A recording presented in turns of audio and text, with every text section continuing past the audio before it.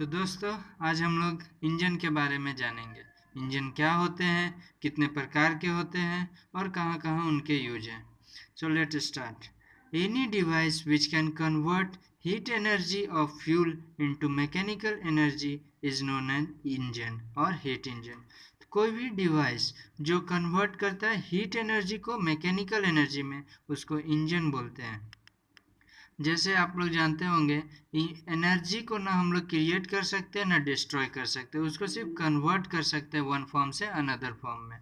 तो इंजन क्या करता है, बस हीट एनर्जी को मैकेनिकल में कन्वर्ट करता है। सो engine is nothing but only it convert heat energy into mechanical energy. Now, engine is widely used in automobiles industry, or we can say that engine is the heart of an automobile.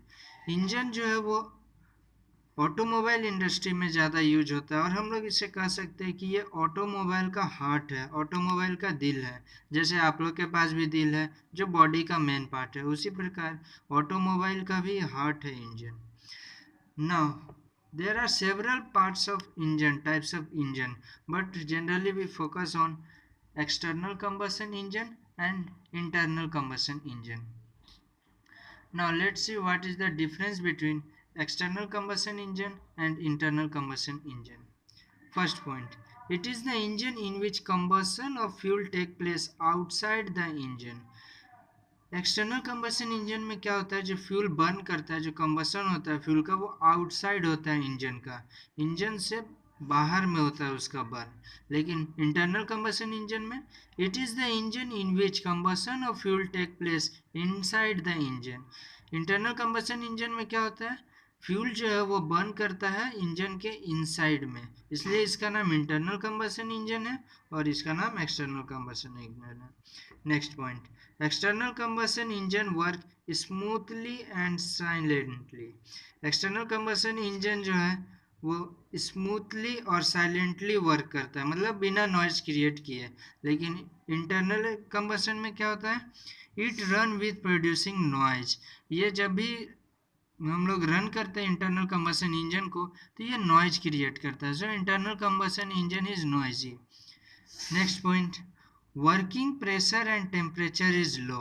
External combustion engine में जो हम लोग work करते हैं तो उसका जो pressure और टेम्परेचर जो प्रोड्यूस होता है वो लो होता है, मतलब इससे ज़्यादा टेम्परेचर और प्रेशर प्रोड्यूस नहीं होता है एक्सटर्नल कंबशन में। लेकिन इंटरनल कंबशन में working pressure and temperature is high. इसमें जो प्रेशर और टेम्परेचर प्रोड्यूस होता है काम करने के समय, वर्किंग ऑफ इंजन के समय, वो काफ़ी ज़्यादा हाई होता है। तो अगले पॉइंट पे चलते हैं। It can not be started instantaneously. हम लोग एक्सटर्नल कंबशन को कैन नॉट, हम लोग उसको तुरंत स्टार्ट नहीं कर सकते हैं, मीन्स अभी चाहे अभी स्टार्ट करें वैसे हम लोग नहीं कर सकते हैं।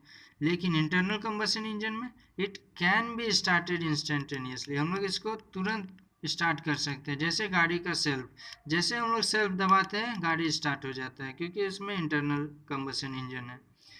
Next point, generally turbine get rotated due to its pressure. External combustion में जो प्रेशर प्रोड्यूस होता है, जैसे यहाँ देखे थे, वो प्रेशर हम लोग यूज करते हैं टरबाइन को घुमाने में। लेकिन इंटरनल में हम लोग उसको पिस्टन को मूव करने में यूज करते हैं। Piston gets move with this pressure. इसमें जो प्रेशर प्रोड्यूस होता है उससे पिस्टन को मूव कराते हैं, जैसे गाड़ी में पिस्टन मूव होता है। अगला point, in this engine we can use all solid liquid and gases fuel. हम लोग एक्सटर्नल कंबशन इंजन में सारे प्रकार के फ्यूल, जो सॉलिड हो या लिक्विड हो या गैसेस हो, कोई भी फ्यूल हो, हम लोग उसको यूज कर सकते हैं। लेकिन इंटरनल कंबशन में only gases and some other liquid like which is volatile, जो वोलेटाइल होना चाहिए, जैसे पेट्रोल डीजल। वोलेटाइल मीन्स जो जल्दी स्केप कर जाए, इन कम टेम्परेचर कम प्रेशर पे ही वो स्केप कर जाए, इवापोरेट हो जाए, वैसा लिक्विड को हम लोग यूज करते हैं इंटरनल कंबशन इंजन में। चलिए दोस्तों अगले पॉइंट पे जाते हैं। It has low efficiency than internal combustion engine. इसका एक्सटर्नल कंबशन इंजन का लो एफिशिएंसी है। On the other hand internal combustion engine has high efficiency. Next point, this engine required more space. क्योंकि ये external combustion engine है इसलिए इसको ज़्यादा space चाहिए, और internal combustion engine required less space. Next point, cost is very high. External combustion engine का cost of production बहुत ज़्यादा है, इसको बनाने में ज़्यादा खर्च पड़ते हैं, और इंटरनल कंबशन इंजन में लेस कॉस्ट है, cost is less compare to external combustion engine.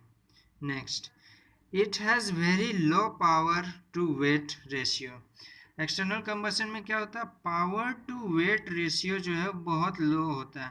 Power to weight ratio means per unit weight पे जो पावर प्रोड्यूस होता है वो बहुत लो होता है, पर यूनिट वेट पे जो पावर प्रोड्यूस हुआ वो बहुत लो होता है।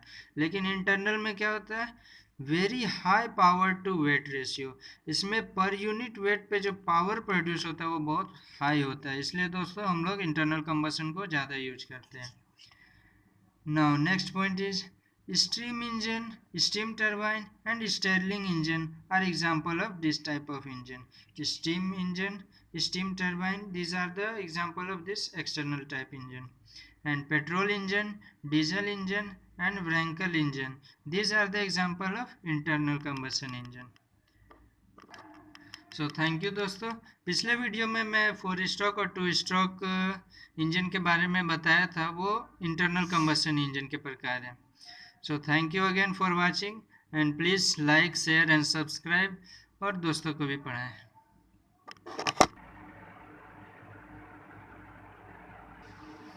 दोस्तों ये आप लोग देख रहे हैं बहुत सारे टाइप्स ऑफ इंजन है। दोस्तों ये फिगर आप लोग देख रहे हैं जो एक पेट्रोल इंजन है जो इंटरनल इंजन में आता है।